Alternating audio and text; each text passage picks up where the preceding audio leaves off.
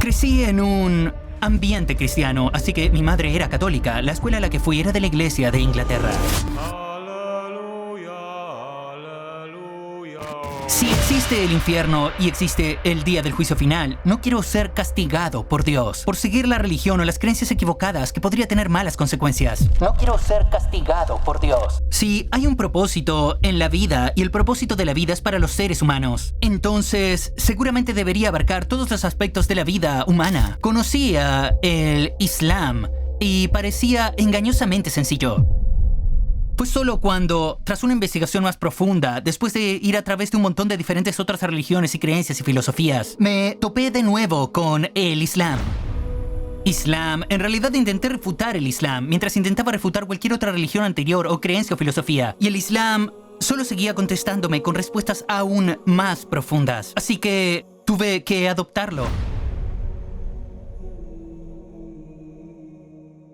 As-salamu alaikum, hermano Abdullah Al-Andalusi. Realmente gracias por venir y aceptar nuestra invitación. Estamos muy contentos de tenerte con nosotros. Quiero empezar con quién es Abdullah Al-Andalusi y ¿puedes hablarnos brevemente de tu vida? Wa alaikum salam wa rahmatullahi wa barakatuh. Gracias por invitarme. ¿Quién es Andalusi? Solo otro siervo de Alá, como todos intentamos ser. Así que nací en Londres, crecí en Londres, Reino Unido. Mis antecedentes familiares son parte portugués y parte norteafricana. Así que crecí en un ambiente mayoritariamente cristiano, una especie de familia cristiana secular. Y me hice musulmán a los 14 años. Alrededor de los 18 o 19 me involucré más en la dawa pública. Y al final acabé involucrándome en debates y discusiones públicas. Y haciendo videos y publicar artículos y cosas por el estilo. Tenías 14 años cuando te convertiste al Islam. ¿Puedes llevarnos de vuelta a esos tiempos? ¿Cuál fue la razón por la que empezaste a investigar a una edad tan temprana? La respuesta sencilla sería curiosidad.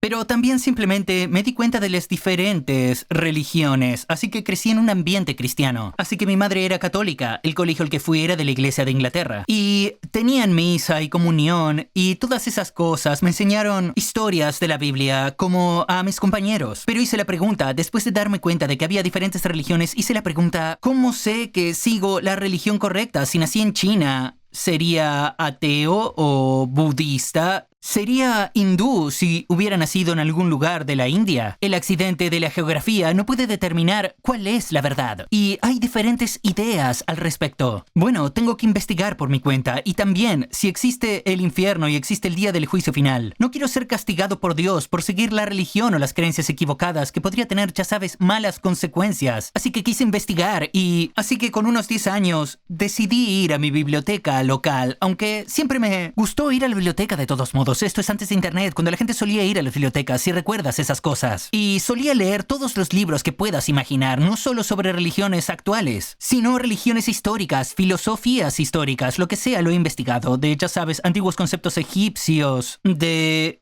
vida después de la muerte, hasta, ya sabes, el budismo tibetano, hasta la espiritualidad occidental de la nueva era.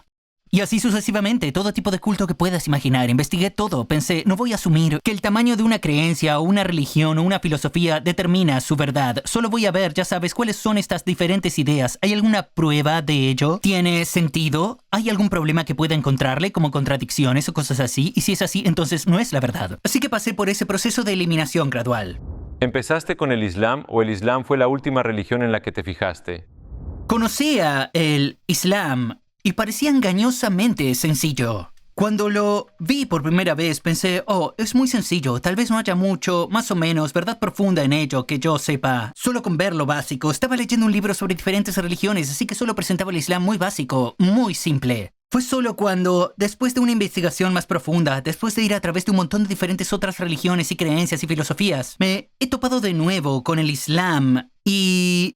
empecé a preguntar sobre esto. Era algo muy, se podría pensar, muy pequeño, que hablaba sobre el Islam. Así que el Islam hablaba de las mujeres que llevaban hijab. Y como una obligación. ¿Por qué quiere el Islam que las mujeres lleven hijab? Entonces, ¿qué sentido tiene esto? Así que lo pensé y dije, bueno, ya sabes, parece que En Occidente, ya sabes, vemos que hay un montón de política sexual en el lugar de trabajo. La tensión sexual y la sexualidad se utilizan para anunciar bienes y mercancías y cosas por el estilo. La sociedad se está sexualizando mucho y está llevando a muchos problemas, disfunciones en las relaciones, personas que dejan a sus parejas, infidelidad, un montón de cosas. Y cuando miré el concepto islámico del hijab, pensé, bueno, ¿qué sentido tiene esto? Y yo dije, bueno, ¿cuál sería el propósito de esto? Y pensé que quizás es porque quieren que las mujeres parezcan modestas, que no muestren su sexualidad en público, el hijab y todo eso. Oh, vale, entonces eso significa que el Islam quiere que la sociedad mantenga la sexualidad fuera de la vista del público, mantenerlo para lo privado. ¿Por qué no se puede hacer nada con la sexualidad en público? ¿Quieres ir a trabajar? ¿Quieres ir a la universidad? ¿Por qué te va a distraer la sexualidad? ¿Por qué vas a permitir que te distraiga en público? No es justo. Causa problemas, ya sabes, en la sociedad, de los que fui consciente en Occidente mientras crecía. Así que dije, oh, eso tiene sentido. Y entonces lo que me llamó la atención, que si hay un propósito de la vida, y el propósito de la vida es para los seres humanos, entonces, seguramente debería abarcar todos los aspectos de la vida humana, no solo una vez a la semana o ya sabes, en Jumá o en la iglesia los domingos, sino en cada parte de la vida, incluida la sociedad. Así que el Islam parecía holístico y parecía, bueno, si existe una verdadera religión y una verdadera creencia, entonces esto se le parece bastante o casi. Y empecé a hacer más preguntas. No abracé el Islam solo por eso, pero hice más preguntas. Y encontré más respuestas, lo que me dejó boquiabierto y finalmente vi que el Islam... En realidad intenté refutar el Islam, como intenté refutar cualquier otra religión anterior, o creencia, o filosofía. Y el Islam solo me respondía con respuestas aún más profundas. Y así que tuve que adoptarlo. Así que no tenías ningún prejuicio sobre el Islam, ideas erróneas sobre el Islam antes de leer esto.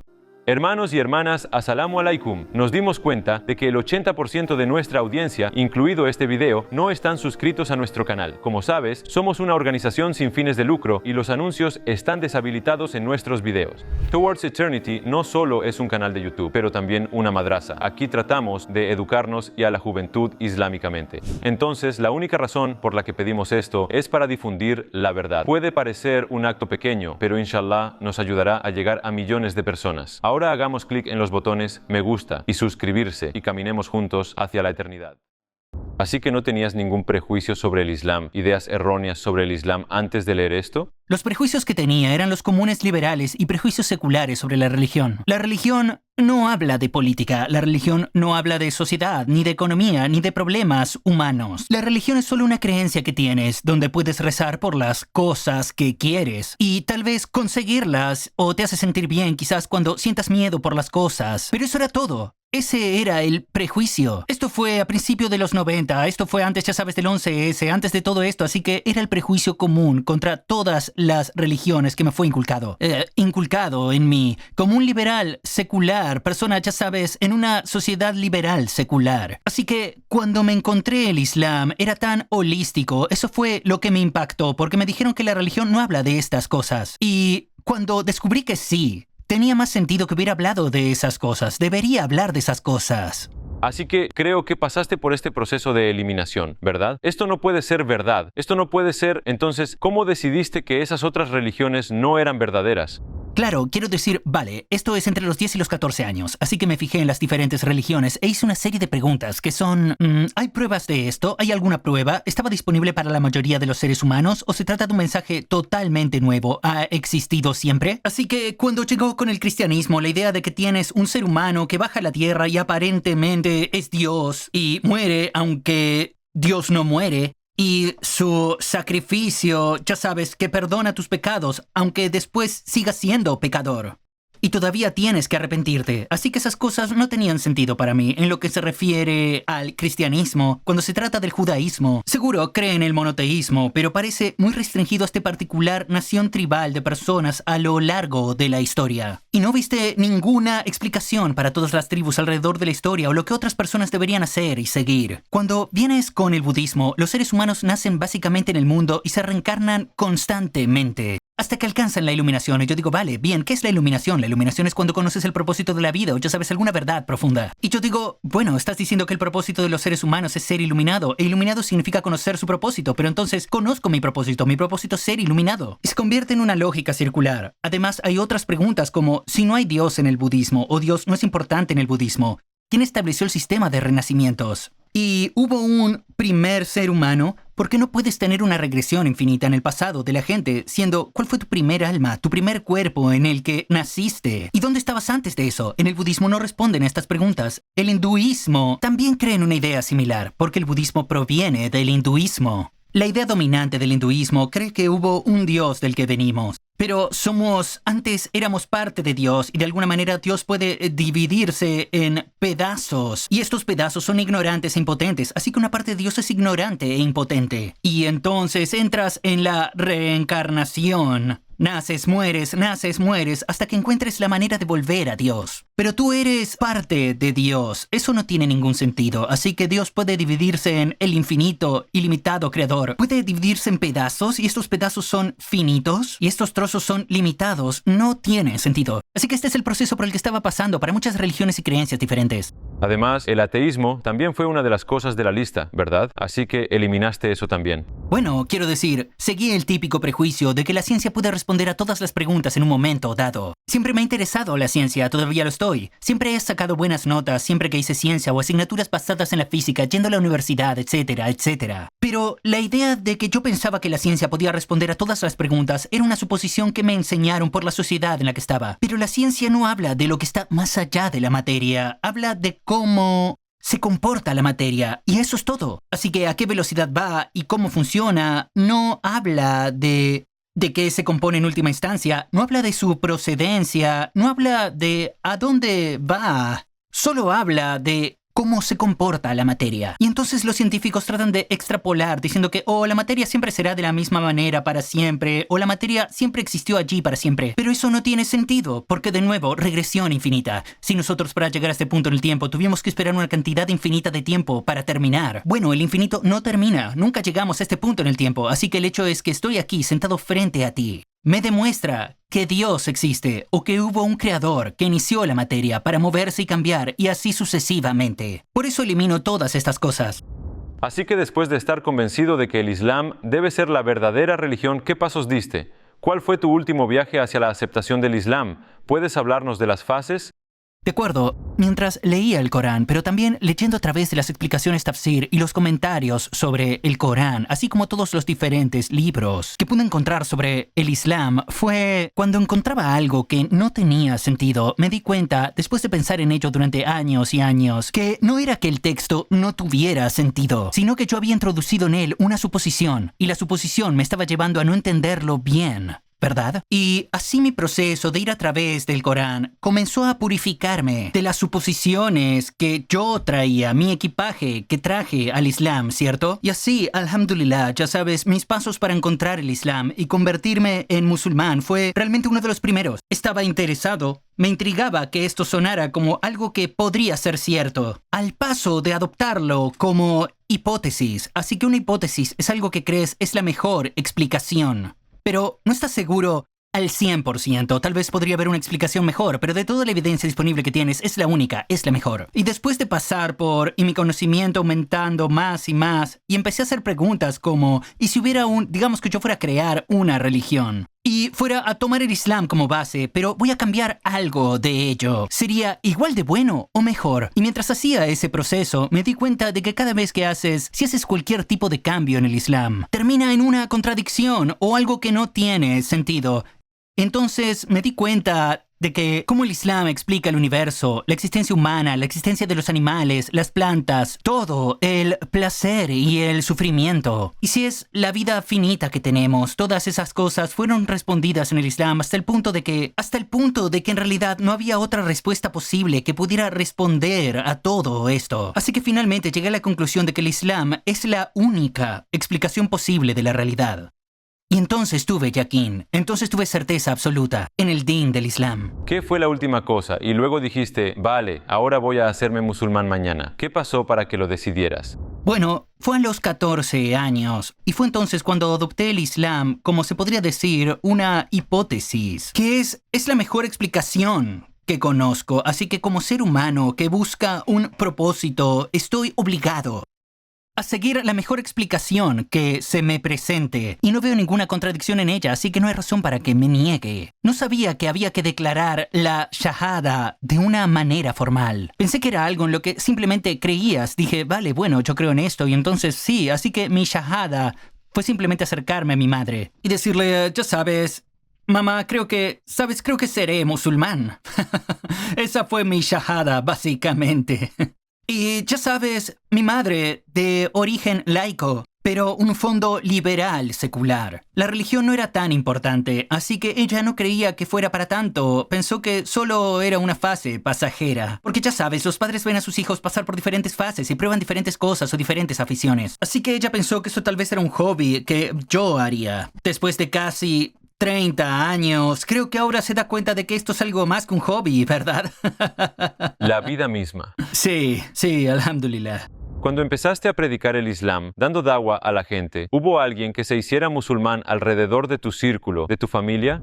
Bueno, quiero decir, ya sabes, cuando empecé a investigar el Islam, siempre se lo contaba a mi madre. Y obviamente a mi padre también. Y con el tiempo, alhamdulillah, vieron cambios en mí. Me convertí en un mejor hijo para ellos. Vengo de una sociedad laica y liberal. Y tuviste hijos rebeldes, y es diferente del tipo de niños rebeldes que podrías pensar, porque todos los niños son rebeldes de alguna manera. Pero los niños rebeldes occidentales son mucho más irrespetuosos con sus padres en comparación con otras culturas y creencias, etcétera, etcétera. Y entonces, cuando respondí cuál era mi propósito en la vida, vi los errores de mi camino y vi que aumentaba mi gratitud por lo que hicieron mis padres. Pero cuando mis padres vieron esto, cuando vieron que su hijo trabaja más duro, es más educado, se comporta mejor.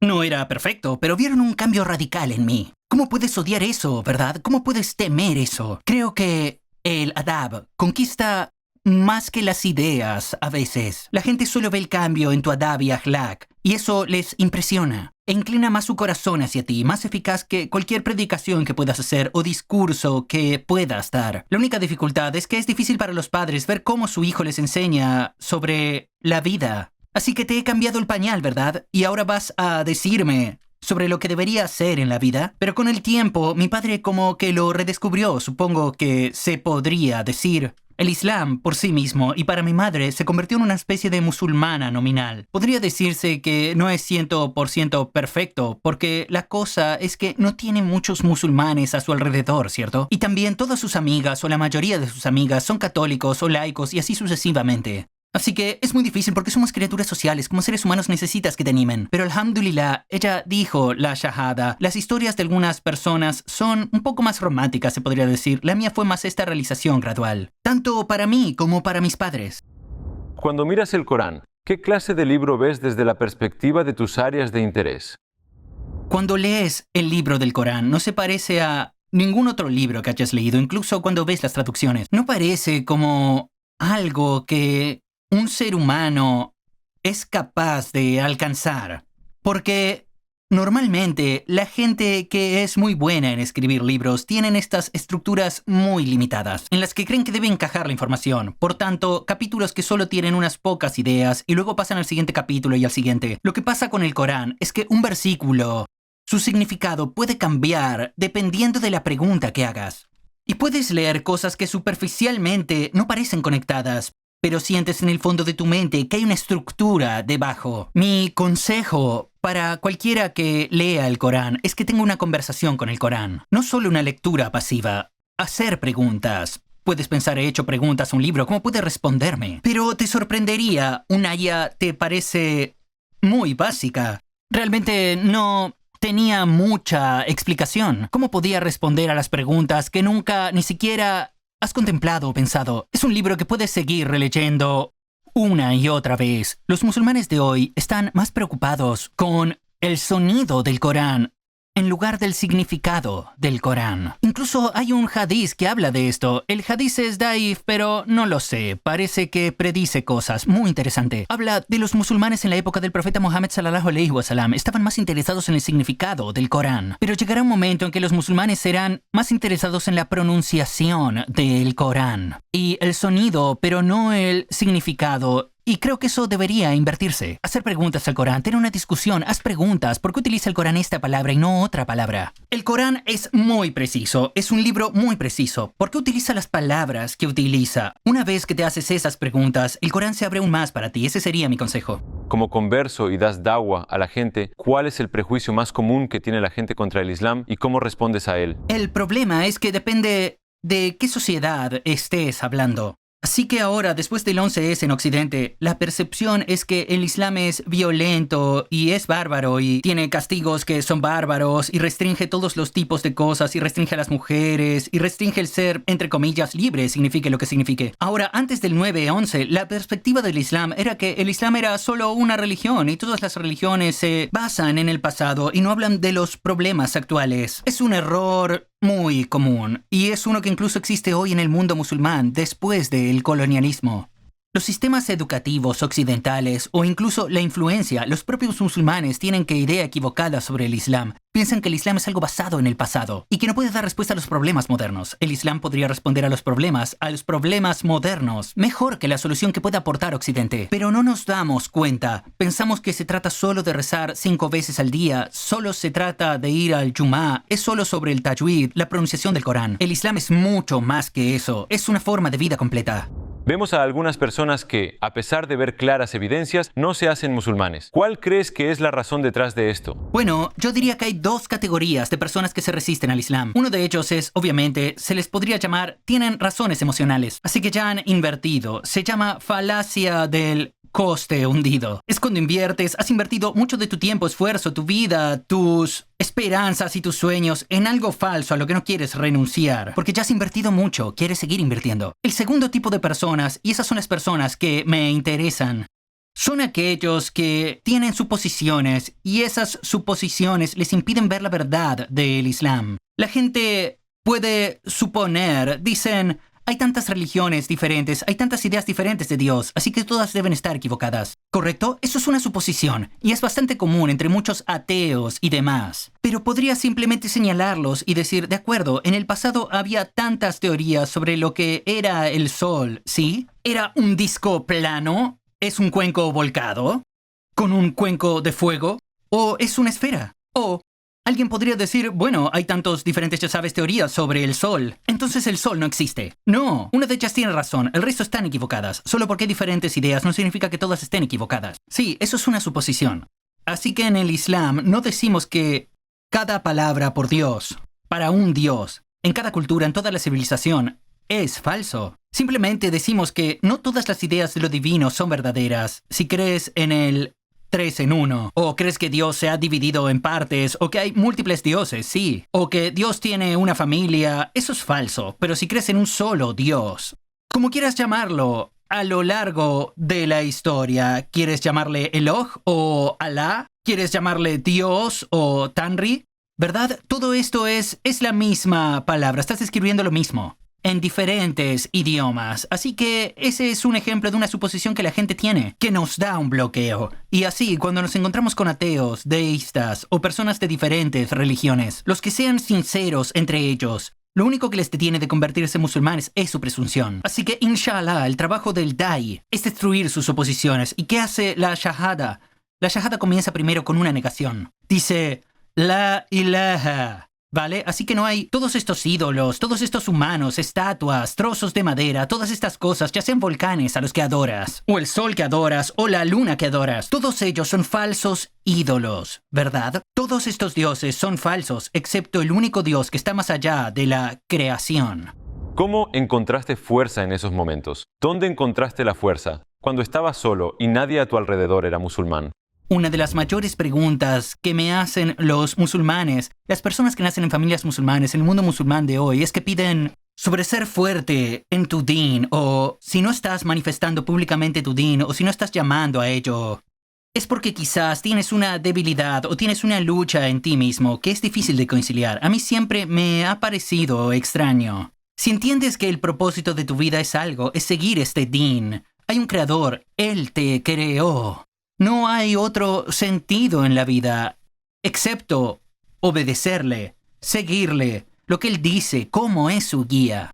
Entonces, no tiene sentido hacer nada más, porque si intento seguir a mis padres o seguir a la sociedad, pero estas cosas pasarán, ellos no son mi Dios, ellos no me crearon. Así que no tiene sentido. Cuando veo que los musulmanes son preocupados por estas cosas, realmente me desconcierta. Porque entré con la suposición, y muchos revertidos y conversos lo hacen. No soy solo yo. Pregúntale a cualquier converso o converso, dirán que están sorprendidos cuando ven el mundo musulmán. Porque para ellos sabían cómo era la vida antes de la orientación. La orientación no era simplemente, oh, esto es lo que hay que hacer. Es el único sentido de la existencia humana.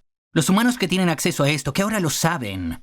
Si que cualquier otra cosa fuera, no tendría sentido. Digamos que algunos van a una entrevista de trabajo, de abogados o lo que sea.